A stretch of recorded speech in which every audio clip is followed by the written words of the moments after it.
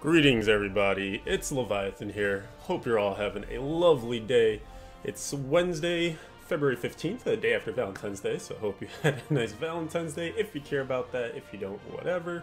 I just wanted to give you a quick update on a couple of things that have happened because just yesterday, the Diablo 3 PTR for patch 2.5 received an update. And in that update, we actually got a couple of different things. I'm going to focus mainly on the fact that Season 10 is now live for testing on the PTR, and maybe a little talk about Primal Ancients, because they also got an update as well, but we'll see about that. In any case, let me hop over to the game screen right here so you can see the splash screen that you get when the season goes live. As you can see, Season 10 has begun on the PTR. I wanted to give you a quick update on what the sets will be, the Haedrig's gift sets that you can get for doing chapters 2, 3, and 4 of the seasonal journey. That hasn't changed as it's been for the last few seasons. You have to do all the objectives in chapter 2, 3, and 4, and then you get your 3 Haedrig's bags corresponding to the different chapters. In this season, you will get, as a demon hunter, the Marauder set. For a barbarian, you will get Raycor. For the wizard, Delsir's Magnum Opus. For a witch doctor, Zunimasa's Haunt.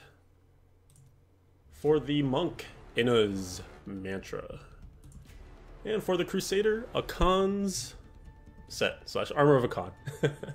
And quickly, the conquests for the season, as those also get reset each season. 5 conquests that you have are, I'll do the hardcore version, Speed Racer, which is completing acts 1 through 5 at max level in under 1 hour. I Can't Stop, leveling 3 legendary gems to 65. Worlds Apart, killing all the bosses in the game on Torment 10 at max level within 20 minutes of starting a new game. Dynasty, defeat Greater Rift 55 solo with the bonuses of 6 different class sets. So you're going to need to have at least 2 classes this season if you want that conquest. And last but not least, Master 8 set dungeons. So this is a bit of a rough one this season. A couple of ones that are definitely going to require some time investment between just needing to have multiple characters, basically. You can't really just tunnel in on one class this season if you want to get all the conquests done. But the leveling the gem one's pretty easy. The Speed Racer kind of, requires a bit of group work. Although some people can actually do it solo, which is pretty crazy. This Worlds Apart one isn't too bad. This is actually doable solo, but it's easier to do in groups. Otherwise, Season 10, pretty much that's it. No pet this time around. We're going to get a pennant instead. And you get this cool Soulstone portrait frame.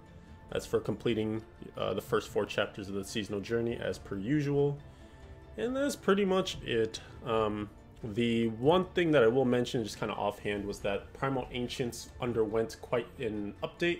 Because as you may recall, they were introduced originally to kind of create a new tier of power. They had values that would go beyond what you can get on ancient items currently, and they were going to be super rare. Well, now Blizzard has made it so that they have a tier, they have Primal Ancients, which actually are the same tier as Ancients now, but when they drop for you, they will come with perfect stats. And what that means is that if it rolls in a fix of, let's say it's a weapon, right? And weapons have a range of, 650 to 1000 on main stat for dexterity, for instance. If Primal Ancient drops, you will get the 1000 dexterity. If it has CDR and the max is 10%, you will get 10%. And when you go to reroll this item at the Mystic, any value that you replace will be replaced with a max level affix. So again, if you want to take Vitality off and put attack speed on, you would get the 7% attack speed because that's the max. These will also be rarer than they were previously. So, I mean, that's interesting in and of itself. My quick take on it, without going too long, because maybe it deserves its own video, kind of tacking it on the end here, is that this is a compromise between what the community seemed to be up in arms about when Primals were first announced, and still trying to make some sort of addition to the gear hunt.